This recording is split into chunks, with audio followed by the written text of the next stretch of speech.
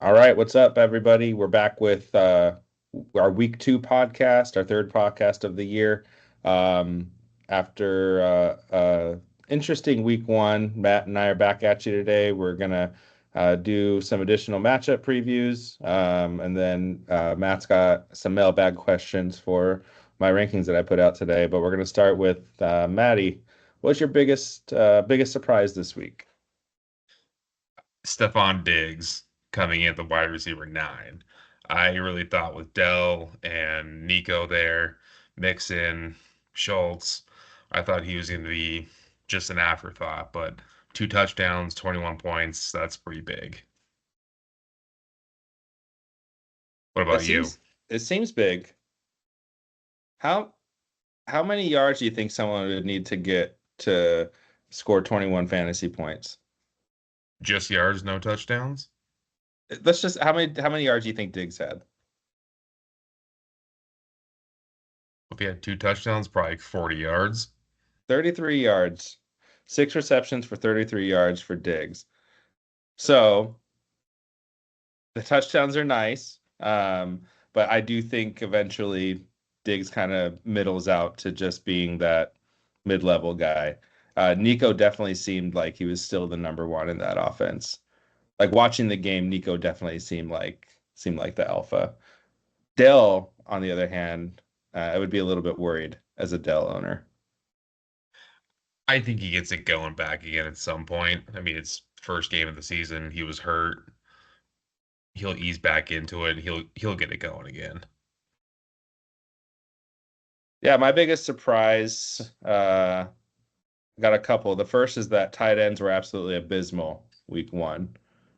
I think there was only maybe two tight ends on the week that scored double-digit fantasy points, Pitts and Likely. And the top guys were all terrible. Andrews shit the bed, Kincaid shit the bed, McBride, Laporta, Kelsey, Andrews were all terrible. The other surprise was offense seemed to be down week one. Most players seem to struggle to score touchdowns or score fantasy points, except for the players that Matt and I faced this week. They seem to be okay, but everybody else seemed to really struggle with offense this week. Yeah, those points were not coming my way last week at all. It was an embarrassing week. You and me both, man. All right. Well, last week Matt went 3-3 in his matchup previews, so he caught a lot of shit from all of you when he put these out. I'm just gonna say you got to pick somebody. I mean, you can't. Not everyone's gonna be happy with a pick. Half of you are gonna hate him. But let's see where Matt's landing this week. So we're gonna actually start with my game of the week. You versus me. Who do you got? Me, fuck you, Justin. Is that the That's all you extent can of the say. analysis on the matchup? Hard hitting analysis, man. That's what I bring week in, week out. All right. Kenny versus Steve. It hurts to say this. It really does. And we all know this is the league's oldest rivalry. The rivalry's renewed. But even though CMC, Steve's got some real juicy matchups. Godwin was a big surprise last week. He's back in the slot. He's feasting. Kenny, I can't take you this week. The old man's going to get the victory here. I know it hurts me too. Kenny, if you're listening, I think you're going to win. I'm a true friend. Okay, go fuck yourself. Anthony versus Sean. So I did not pick Sean last week, and that was an embarrassing pick for He me. let you know about that Um, too. he did all week long. And even if Adrian doesn't go, he still has J.K. Dobbins. And Sean rightly pointed out that he starts very hot throughout this entire season and then flames out later. So he's not going to shit the bed this week. He's going to go 2 and 0, and that will probably be his last win for the season. But this week, Sean's taking it. Yeah, Sean's team's looking really strong. For Eddie now. versus. I know that's typically the theme until week four, and then I don't know if he just stops caring or he just kind of rests on his laurels, and then he'll not make the playoffs. Eddie versus Kevin. Kevin's got some bad matchups this week. I think his running backs are terrible. James Cook is feeling the Josh Allen taking all the goal line looks, not getting the ball. Zamir White wasn't that good last week. Diggs is going to come back down to earth. I agree with you that even though he had 6 catches, which is great, he's not getting 2 touchdowns again. Because if he goes 6 for 33, that's what, 6 points, 7 points. He won't go like that. And he's got the win, starting off his alcohol fame career 2-0. It's awesome. All right, Din versus Ryan. I really feel bad for saying this and picking this way, but Ryan also has some tough matchups, and I can't imagine Travis Kelce has 2 bad weeks in a row. I think Chris Olave is going to bounce back because he had a bad week last week. Our resident DJ takes the win, and unfortunately, Ryan is one game further away from beating Val in their spicy, spicy bet this season. Sorry, Ryan. Yeah, Ryan's looking a little vulnerable. He lost his Not tight looking end good. as well. Luckily, his girlfriend drafted 3 tight ends, so maybe he could beg her for one. Val versus Jeff. This was the hardest one to judge by far. And I think Derrick Henry's an anchor. It was a bad pick at the 2 spot. How many touches did he have? 10, 11 touches? Didn't even play half Saved the by the snaps. Yep. saved by a touchdown. That worked, but he also is going to be playing a pretty good run defense or a underrated run defense. God knows why Austin Eckler's still in the lineup, but for some reason he is. Don't think Pickens and Allen are question marks because Pickens doesn't even have a quarterback to throw to him. He has a running back throwing to him, and Keenan Allen's probably going to be hurt again. So Val's going to set her single season high with wins with 2. Val's taking it here. The Justin Fields slander is off the charts. I'm here for it. That bum. I did it all for you, man. I did it all for Hey, he you. looked better than Caleb Williams week 1. You, yikes! I think everyone looked better than Caleb Williams, though. To be totally fair. Not Kirk Cousins. All right. Well, let's shift into rankings and mailbag questions. Matt, what do you got for me, man? All right, so this one is coming from Ryan, and this one's coming hard and heavy at you. So buckle up.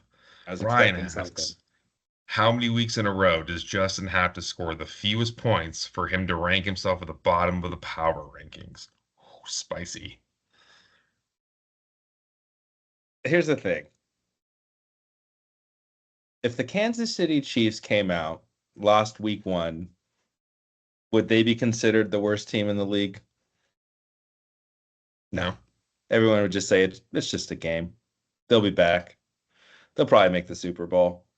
I think my track record speaks for itself, Ryan. I had a bad week, but I'll make the moves. I'll make the trades. I'm gonna grind. I'm gonna hustle, and I'm gonna win games. So 1 week is not a season. Now, if it turns into a couple of weeks, then you start to see how teams really shake out. So it's actually really difficult to do these power rankings after 1 week because you really just don't know like what's a trend or what's just a blip. So I did my best with what I had, but I still have confidence in my squad. That's why I ranked them where they did. But to answer your question, I would say I'm going to do my next power rankings after week 3. So by that point, we'll have 3 games in the books, and by that point, if I were to go 0-3 and had the lowest points in the league, maybe I'd go down to 7th. Might I point out, I started 0-4 last year in the league, and I still got second place. There you go. However, we have more slander being thrown your way, Of and course we Kenny do. pointed out that you disrespected Kevin with his rankings. So take us through your thoughts here where we rank Kevin at.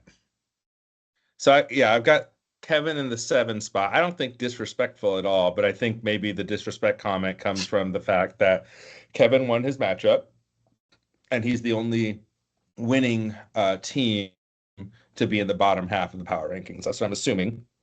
Um, Again, by that logic, if you wanted to just have rankings based on record and points scored, you could just look at the league standings for that. Like that's not really a power ranking. My dog could do those rankings, and you've met my dog. Like she's not that smart. So like if that's what you want, Kenny, I guess like you can FaceTime Opal and she can tell you who she thinks should be number 6 in the power rankings. But back to Kevin. Um, Look, there's some concerns on this team. Like it's yes, it went 0 and 1, but it was the lowest scoring of the I'm sorry, it went 1 and 0, was the lowest scoring of the 1 and 0 teams.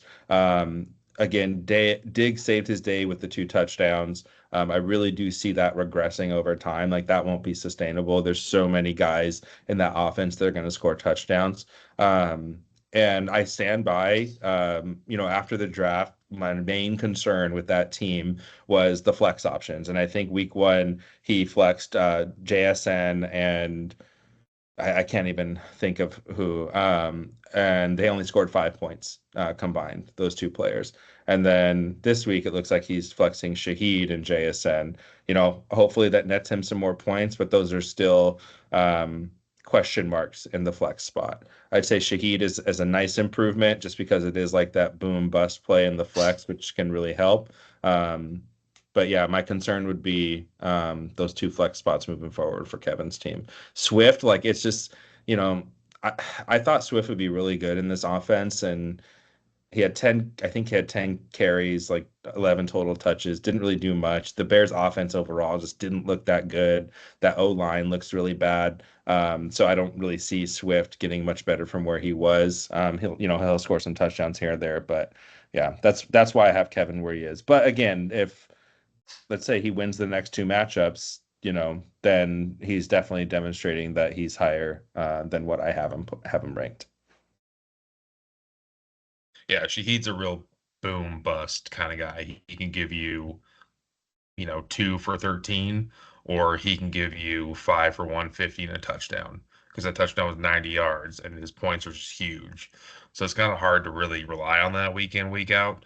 The running backs aren't that good. I think Swift will get some better matchups at some point, but Chicago's got a tough schedule against some good defenses. And if Caleb doesn't figure it out, it's going to be really hard for him to get going too. Just one last thing to say about Shaheed. Who's his quarterback, Matt? Your favorite, your best friend ever, Derek Carr. You never want to trust a Derek Carr weapon because he's got Derek Carr throwing to him. That's true. He ruined Darren Waller. So, who was the toughest team to rank for your power rankings? Yeah. Like I said, it was all hard because again, you only have 1 week of sample size. You don't really know what's trend and what's just a blip. Um, that being said, the 2 teams that suffered some pretty bad injuries were the toughest teams to rank. So Jeff lost Puka, who's going to IR, could miss even more than just the 4 weeks. Steve lost CMC. Steve also had like the really unfortunate like circumstance of CMC being in the Monday night game, so he really had no option to backfill. That's why he lost. If he actually could have plugged somebody in, he probably would have won his matchup. So this could be a completely different story today. But it's just tough to know like how those teams are going to shape up while those injuries are happening. I think Jeff is in a much better position right now than Steve, just given like all the other weapons that Jeff has on his team. Steve, I'm a little bit concerned, and it's concerning when it's like you don't know if a guy is going to play. At least if the guy goes to IR, it's like okay, you free up a roster spot, you can pick up like somebody to try to get a play from over the course of that time. Whereas with CMC, he kind of becomes like a roster clogger at that point because you can't move him into IR. You don't know if you can really start him. And then if you do start him, you don't really know how much he's going to play. And with how good Mason looked, it's like the 49ers really, there's no reason for them to really play CMC right now.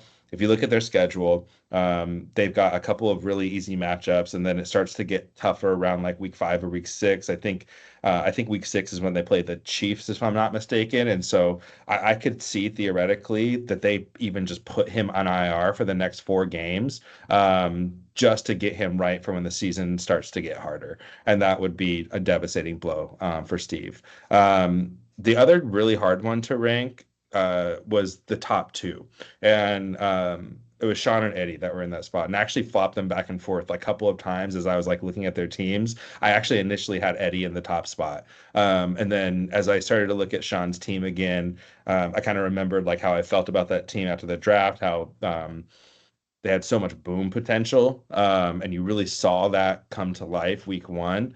And so that was ultimately the deciding factor of, I think right now Eddie has probably the stronger team. But if I were to like fast forward like a couple weeks from now and just thinking forward, I actually think Sean's team has the most potential to really be the best team in the league. Again, after 1 week. So like I just want to say that one more time to everybody when they come after me and say that these are stupid and I don't know what I'm talking about. Listen, it was 1 week. You do better. And they can't. That's why we're here and they're not. They'll try, but they won't. They'll put something Yeah. in an algorithm and it'll, yeah. Or Kenny will read the just the standings of the league and think that's a power ranking. Kenny will just send us Matthew Berry's rankings. Kenny Barry. Berry. I like it. All right. Well, I think that's everything that we got for everybody. Well, everyone have a great week. Hopefully there's no injuries this week. Have fun. I'm going to say it again. Go talk some shit to your opponent. That's what makes it fun. Also, talk some shit to mine right now. Matt, you're a worthless pustule, and I hope you die. Just kidding, but you suck at fantasy, and I'm going to kick your ass. Love you too. All right. Have a great week, everyone. Peace. See you guys.